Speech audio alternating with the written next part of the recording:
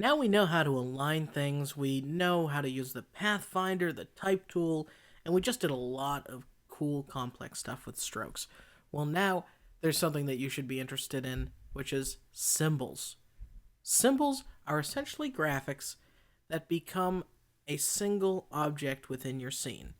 You can't really edit them, you can't really do much to them, but you get some cool abilities that you don't get with normal objects by using symbols.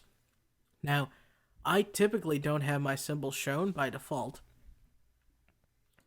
but I'm going to come and pull out the symbols palette just so we can see what we're working with here.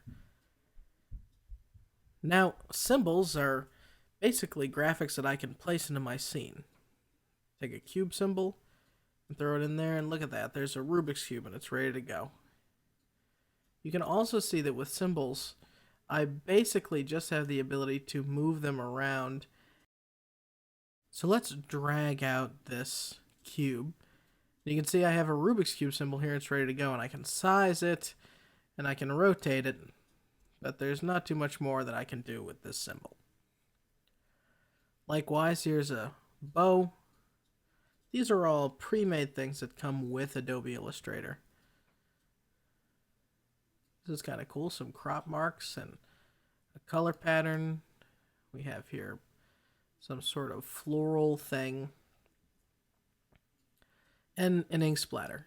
Now, if you remember about expanding, we can go to Object and expand, hit OK, and we essentially get the object back. We can direct select it and move it around and what have you.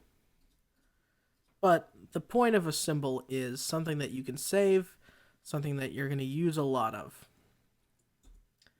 So let's say I like this cloud, only I want to add a few more details to it. I'll take my paintbrush and give it a couple of shadows here, here, here. I'll do one there. I'll select all the shadows, and those are strokes, so I'm going to change the stroke color to very light gray. And that's my cloud. Now in the symbols palette, I can come and say, make a new symbol, name it something like cloud, hit OK, and you can see it basically just gets a simple box around it. Now I can drag as many of those onto my scene as I want whenever I need them, right? So if I know I'm going to be using clouds all the time, this is pretty valuable to keep a library of symbols that I use. Another thing you get with symbols is the symbol tools. So let's come over here and look at this tool, the symbol sprayer. This is essentially a spray bucket that when I select the cloud and spray, it's going to create a bunch of clouds.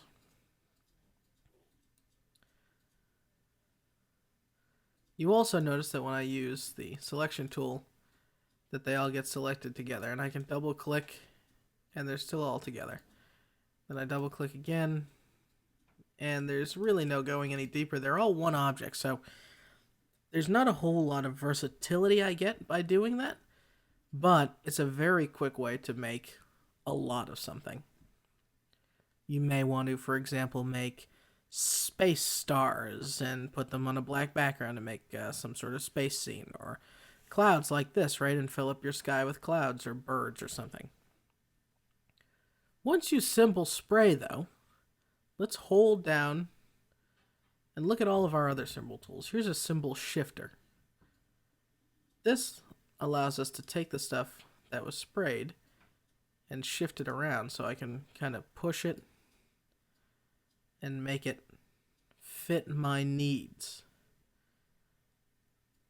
We also get the symbol scruncher, which slowly pulls these things closer and closer together. And you can see things are moving around here. It kind of makes the whole screen freak out a little bit, but symbol sizer tool's pretty basic.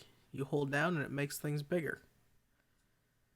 These individual symbols. Now, you can hold down Option and it'll shrink them. Just a little bigger, I'll make those smaller. Get some bigger around here. The symbol spinner tool is basically what you would think. You can use the arrows and redirect these clouds in basically any way your heart desires. The stainer tool is very interesting. What you do is you first pick a color, and I'll pick, and it starts to infuse these things with some gold. You can see the white isn't really picking it up, but those gray lines are now becoming gold. The symbol screener tool is pretty simple. Right, you click it, and obviously option click to make things more or less transparent. And the more on the center you are, the more or less transparent you're going to become. I'm going to take my symbol spinner, just correct this one because it's bugging me. There's also a symbol styler tool, which is just such a specific workflow that I don't think it's even worth covering. But you can see here now, we can resize this, and we get pretty good versatility, and that was all relatively quick, with just a few clicks. So doing this type of thing would be normally kind of nightmarish, but symbols allow us to sort of increase the speed of our workflow. And right here, I'm going to take that spinner and just correct these guys.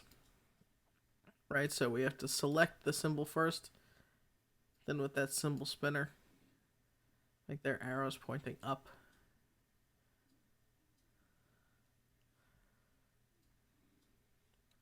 But pretty cool stuff.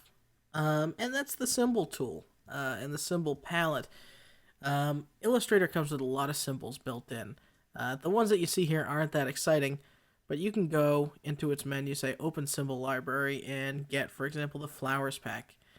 And that'll open up a whole new palette, and you can see I can drag in some wonderfully complex flowers that are all just there by default in Illustrator. So if you are in the need of something quick, or you don't really have any time to be, just making your own stuff, you can use the tools that Illustrator comes built in with. Let's see here, we're going to go and open up, how about now, do the heirloom category. We get these whole other things, and you notice when I drag one of these onto the scene, right? This looks like some sort of family tree layout. When I drag one of these onto the scene, it gets added to the symbols palette over here. So that palette essentially becomes all the things used in this document. Now, you can have complex documents that have very full symbol palettes and other documents with virtually empty ones, but that's its way of saying, okay, you've used all these, so even if you close the heirloom or the flower bucket, the ones that you used anyway, like this one that I deleted, is still there. And with anything, you can select a symbol, say I'm never going to use it again, and trash it.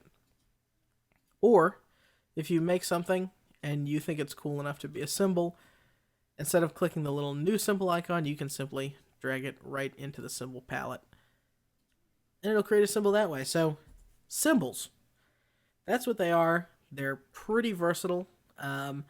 Again, they're not something I use all the time, mainly because it's just so specific of a case where I find that I need them. But a lot of people love them. That's what symbols are. That's what they do. Coming up next, we're going to be using a tool that Photoshop users probably enjoy, or at least know of, the magic wand.